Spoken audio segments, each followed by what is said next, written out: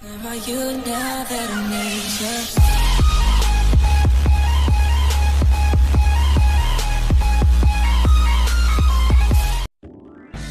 you? Welcome the new 261 mph, 1479 bhp successor to the Veyron. There are days, and they don't come often, when the automotive world shifts on its axis. This, ladies and gentlemen, is one of them because the Veyron's reign as the world's fastest production car is at an end, and the usurper comes from within. Yes, the 1.9 million pounds Bugatti Chiron retains the Veyron's fundamental proportions and powertrain, but it's new in every other conceivable way, and built to bend physics to breaking point. The Bugatti Chiron is not a hybrid, unlike its closest competitors, the McLaren P1, LaFerrari and Porsche 918. It relies solely on fossil fuels. Its engine is a development of the Veyron's 8.0-liter quad-turbo W16. Its gearbox is a strengthened version of the Veyron's 7-speed twin-clutch, and like the Veyron it deploys its immense power through all four wheels. Whereas the Veyron Super Sport produced a piffling 1183 bhp and 1106 pounds-ft of torque,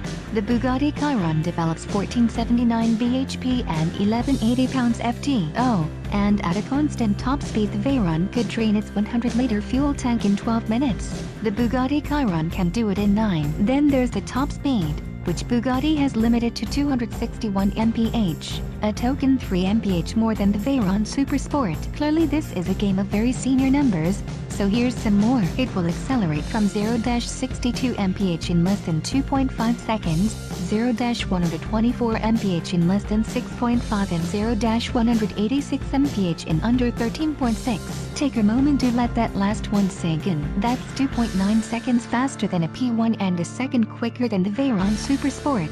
Bearing in mind that at 186 mph a second equals a lot of fresh air, 83 m of it to be precise. Then there's the top speed, which Bugatti has limited to 261 mph, a token 3 mph more than the Veyron Super Sport. This specially developed, wider Michelins can take more, Bugatti says, and will be used for a Bugatti Chiron's record-setting attempt, which is expected to surpass 270 mph. But the limiter is a safety measure for road travel. Euro NCAP will be delighted. Key to the engine's swollen power reserves are 4 larger turbos that work in tandem to deliver maximum torque from 2,000 to 6,000 RPMs.